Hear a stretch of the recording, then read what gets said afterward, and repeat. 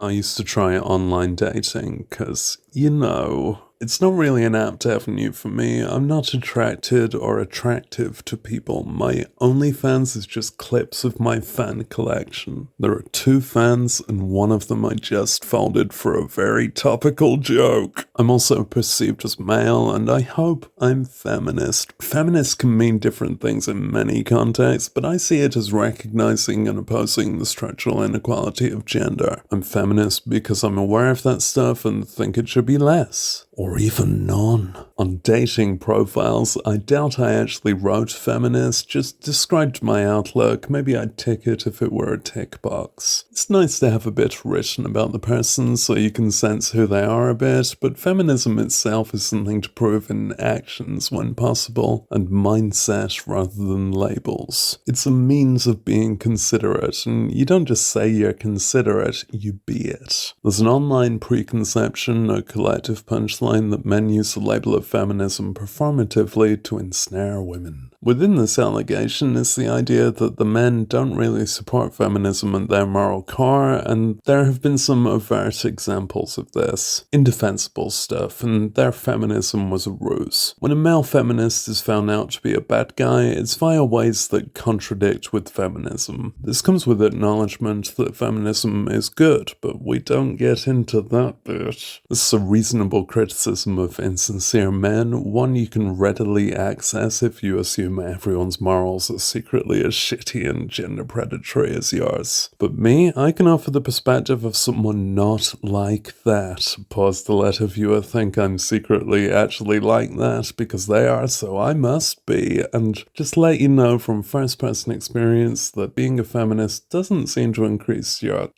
chances, if we want to call it that, with most straight women. Bi women, maybe a bit. Intelligent women, interesting women, dyed hair, women who could beat you up, possibly. But women in general, at least back when I tried to be in this culture, some of their profile tests would show quite regressive morals. A lot of women are into retro gender play, not thinking about stuff, feel directly turned off by politics, in that reactionary way that obviously favors the past. It's saddening, but it's there. It's a big part of why feminism is important. It'd be nice if women had more access, self-confidence, independence, and I think and hope we're kind of getting there. Gen Z'd seem more clued up, just in time because we've run out of alphabets so there can't be any more generations. But to old-ass millennials in my courting days, saying you're a feminist was more often alienating outside of specifically feminist spaces. Even alleged alternative culture is full of gender roles and can have a lot to catch up on. And we'll work on it structurally, maybe until feminism becomes kinda irrelevant. That's the goal. I didn't communicate with many people, and most of those with whom there was reason to communicate were into feminism because,